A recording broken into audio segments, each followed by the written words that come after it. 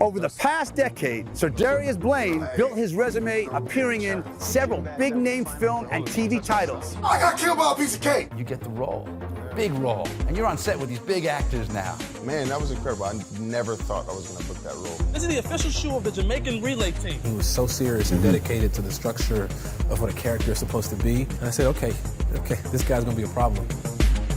I was the guy that introduced him to his baby mama. Hey, yo, it's DJ Khaled. Hey, this is Kim Kardashian. This is Mike Tyson. I'm Chuck the Iceman Liddell. This is Martin Cove. This is Sugar Ray Leonard, and you're watching Before the Fame. Before the Fame. Before the Fame. Before the Fame. Before the Fame with Mike Sherman. Mike Sherman. Don't ever stop.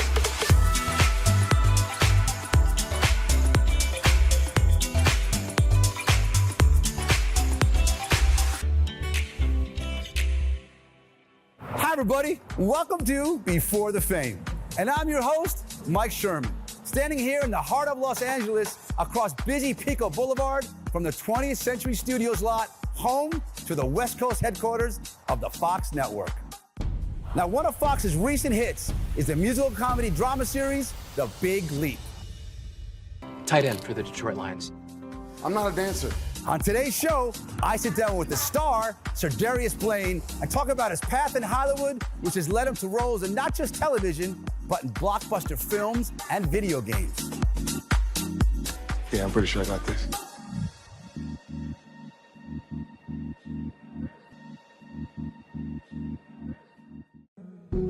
I've been lucky enough to call Sir Darius Blaine a friend for over 10 years now. And as I found out during a conversation about his life before the fame, it was probably only a matter of time before a young Sir Darius Blaine would take to acting. The young Haitian American from Miami was virtually surrounded with influences in the form of popular culture and a drama teacher mother.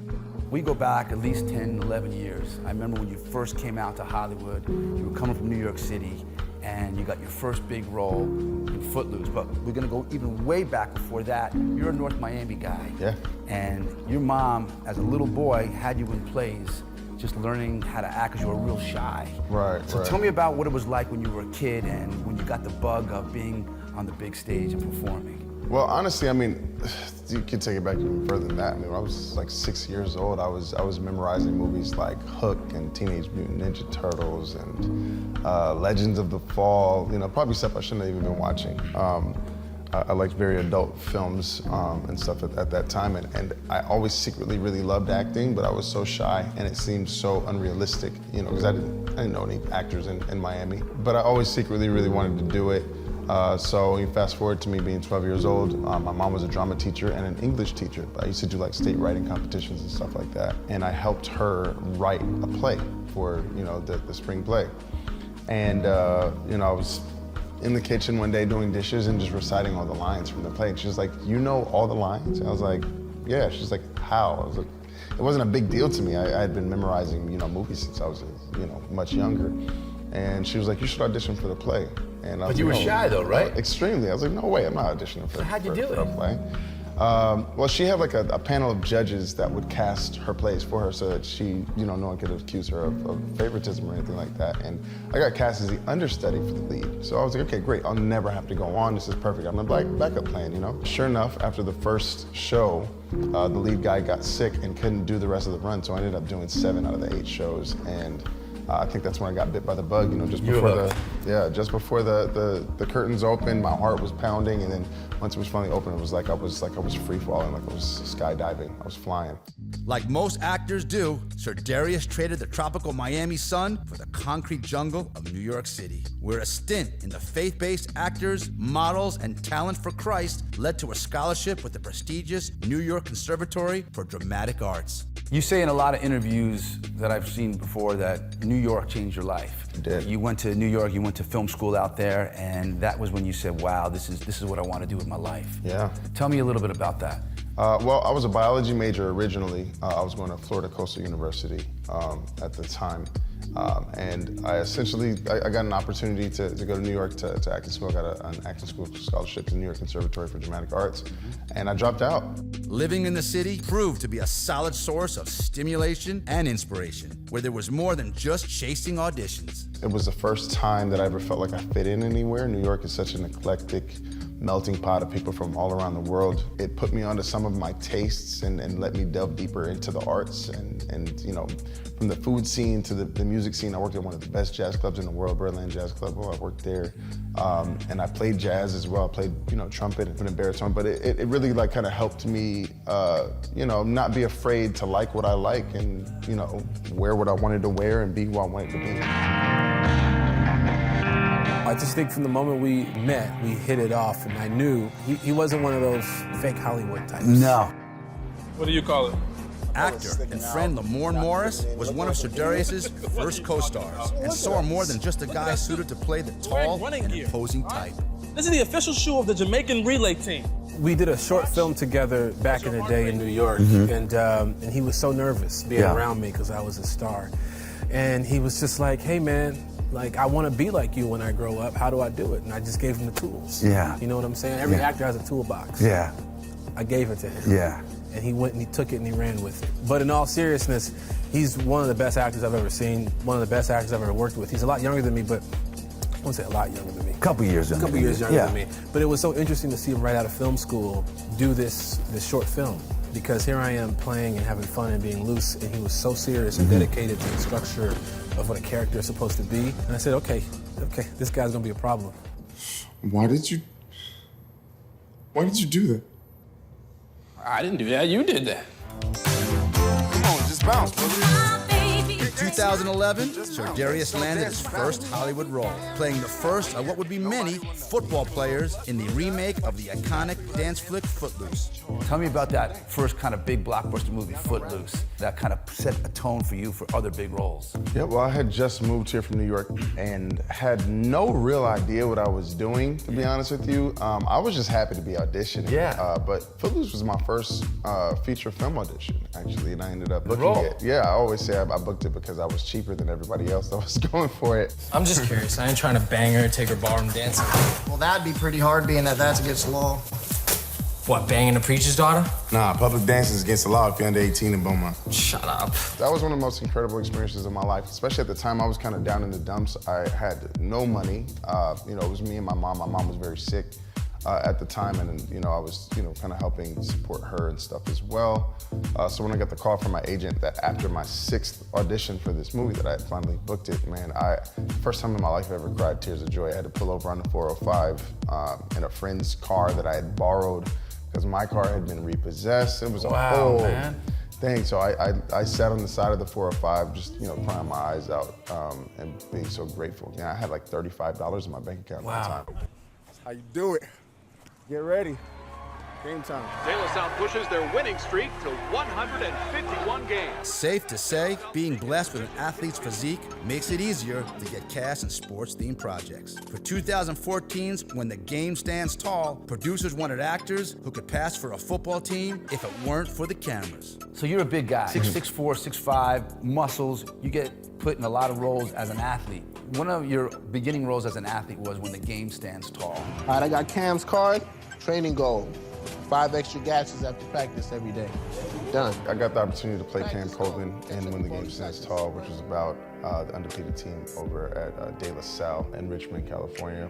They were undefeated for 10 years straight, actually won 105 games in a row. I'm an athlete. I grew up playing all sports. So, you know, anytime I get an opportunity to do that on film, it's always like, you know, really great to be able to kind of relive my glory days. So what's it like though? Like when the casting director, they cast you, Yeah. and then they say, did you ever play sports before in high school? Yeah. So they try to see if you can throw a football or you can shoot a basketball? I mean, Hell yeah. or they just kind of throw you in there? No, it's a requirement. I hate watching movies where you can tell they just threw the actors in there. Welcome back. You're watching Before the Fame, and I'm your host, Mike Sherman. Over the past decade, Sir Darius Blaine built his resume appearing in several big-name film and TV titles, mostly as a secondary or tertiary character. But it was in 2017's Jumanji, Welcome to the Jungle, where he made the jump to principal cast member status, playing the real-life version and complete physical opposite of Kevin Hart's in-game zoologist. Oh, no. You got allergies, Spencer? Huh? I don't have the top 2 feet of my body. Hollywood is a very difficult town, you know, to keep working.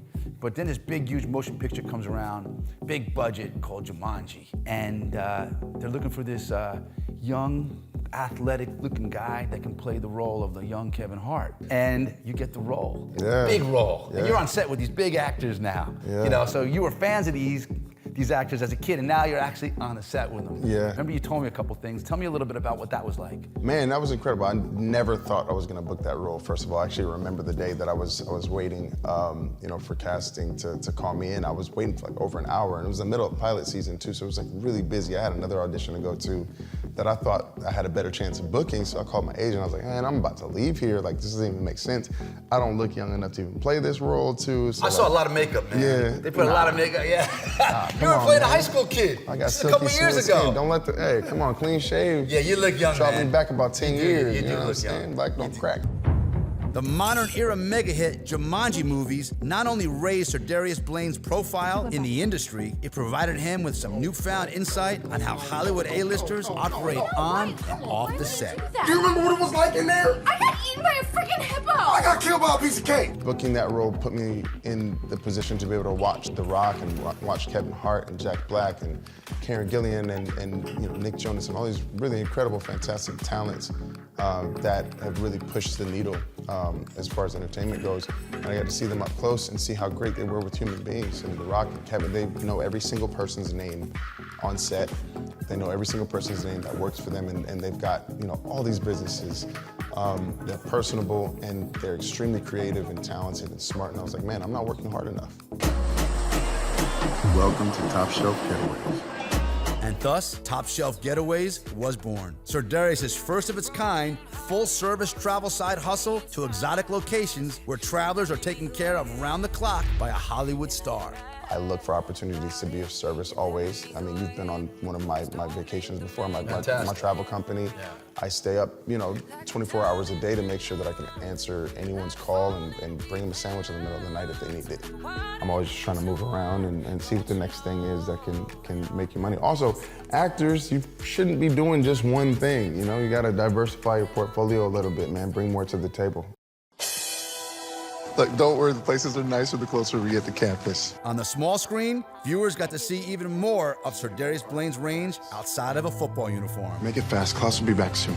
No, he won't. Including yours truly. And I remember I used to go to your house and we used to watch it. You used to go, all right, here I come. Here comes my role. Literally never, ever done that. And I've never, Here comes the role, I remember. And I've never had anyone at my house to watch Charm. You remember? You don't remember? There was another show before Charm that I was over your crib. It was in Studio City, Universal's over there.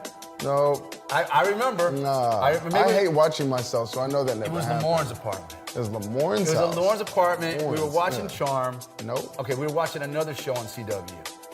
No. Maybe Buffy the Vampire or something like that? We can cut all of this part. I'm really glad we cleared the air. He tells me he doesn't remember that. But I remember it, and you remember that. I remember the role. I remember it being a big deal. I'm not 100% sure if I remember him freaking out about it, but it's He was excited. It's possible. I would be freaked out too. I would be very excited. Being on TV it's a big deal. You did it when New Girl came out, right? When New Girl came out, I used to invite people to my apartment, and we would all watch every damn episode. That must have been amazing. It was, until it got embarrassing, and then I stopped. Yeah. Please, man, help us, and then you can disappear. You'll be free. Yeah, until Klaus sends one of his other hybrids after me. Haley and I got your back. Man, that was actually a really kind of humbling experience. It was the life-altering experience. During the filming of that, I actually got hit by a drunk driver in Atlanta and almost died. I was in the hospital for a while. But yeah, during that, I got all these scars around my eyes. There was a metal bar that stabbed through my arm. And it's crazy because right when just before impact, they say your life flashes before your eyes. I really thought I was gonna die. But in that moment, the first thing I thought of was, damn, I'm not gonna get to finish shooting this episode. That was the first thing I thought. Yeah, of course. And then the next thing I thought was man, my mom's gonna be so sad. Yeah. And those you thought it was all over? Yeah, huh? I really thought it was all over. It was crazy. Blacked out for a bit, and then I woke up to Good Samaritans pulling glass out of my eyes and my arms and all kinds of stuff. But it kind of put that all in perspective. I was like, man, I want to go hard for this thing. I want to accomplish everything that I've been setting out to accomplish. What up, everybody? We are getting started with a big leap. In 2021, Sir Darius starred in The Big Leap as, you guessed it, You're an athlete, right? Pro Bowl tight end. You've seen the show. Yes. What do you think about the show? I love the show, but I know this is the part about the show that's fake. Sir Darius is a dancer. It's like he's not a good dancer at all. Like I was watching the show, like, what are you doing? Like this is, like, it's a stunt. Like if it looks good, it's a stunt double. I'm not a dancer. My character comes along and finds it as an opportunity to kind of get himself back on the football field and make America love him again because, between DUIs and public drunkenness and women and bad temper and all these things, it's derailed his career. And Great role for you, man. Yeah. Again, layers, man. Real human. That's what I want to play. I know you a long time, man. Yeah. The shoe fits, wear it, baby. Never a DUI, never public drunkenness. No, I'm only kidding about that, at man. all. Come on. Just to be clear. Come on, man. No. Yeah, man, you trying to get me X'd out of Hollywood. No, man. Hey, guys. What are we having? Is your ice made with alkaline water by chance? So you have a really close friendship with, you guys are like brothers, to death, and you love him to death. Why do you think you and Sir Darius are so tight? There's a genuine affection for just authenticity, I guess. You know what I mean? I am who I am, he is who he is, and you don't get like two sides of that. You know what I mean? He is Sir Darius, and you know what you're getting. And it's the same thing with him and I. Like we hilariously butt heads over stupid stuff, which is it's funny to both of us that we do it. Hey, Hud. What is that? Oh, that's a rodeo arena where they have cattle, cutting horse shows, pony shows. Them pony shows is fresh. We this way. So you had another big blockbuster that's out right now in movies, American Underdog? Yes, sir. And that's the story about Kurt Warner, who played for the St. Louis Rams, who was a Hall of Famer. They call it the Bond. Let's go 1-3. What was that like to make that movie? Shooting American Underdog was really dope. Andrew Irwin, one of the directors, called me back in October of 2020. Another football player. Yeah. Another football role, exactly. Yeah. But called me and told me about the project. I heard the passion in his voice. We were on a Zoom call, and I had an opportunity to read the script, and a couple of tears fell from my eyes. I was like, man, this is a really great story. I didn't know Kurt's story went so deep. Amazing. Yeah, it's a faith-based story at the heart of it, really, without being like preachy. And I loved that aspect of it. I'm a man of faith myself, and Kurt is as well. And so it was kind of a no-brainer for me. Throws a strike to Hudnut with a catch and a run down to the 20-yard line. But ask Sir Darius Blaine what the most important role in his life has been, and he'll tell you it's father to son Elijah. And once again, yours truly played a small part in that. Now, we're going to talk about fatherhood. Yeah. I was the guy that introduced him to his baby mama. Do I remember who introduced Sir Darius to baby mama? You did? Did you really?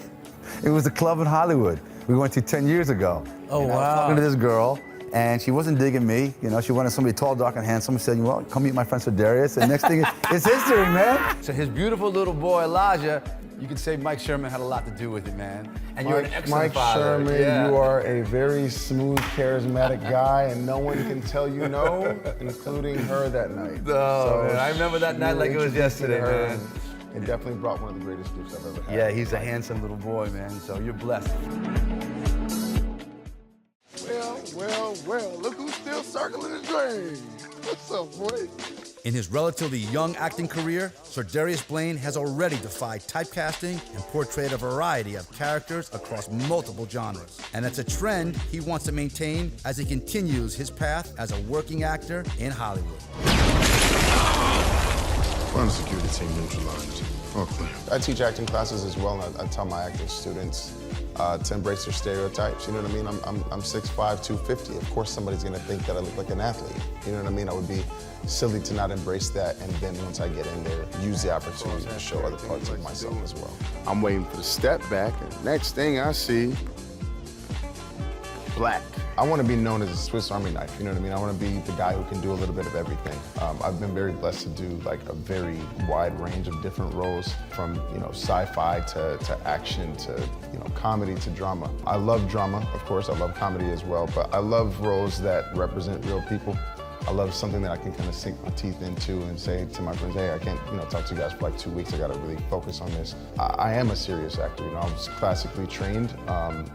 I love everything from Shakespeare up to Star Wars, you know what I mean? So I just want to have a career that mirrors those tastes as well. And I do want to be taken seriously. You know, I've been blessed to do a lot of like family-oriented projects and stuff like that as well. But you know, I'm a real human as well with flaws, and I want to represent characters that have flaws as well and that are learning things as they go. You know, fatherhood has taught me a lot. I just want to keep pushing the envelope and keep, you know, challenging myself and seeing what else is out there, you know?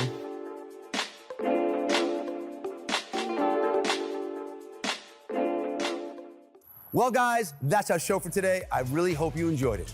But tune in for next week's show, where once again, we go down memory lane of some of the biggest names in sports, music, and entertainment, all before the fame. And don't forget to follow us on Instagram, Facebook, and Twitter. I'm Mike Sherman. Thanks for watching.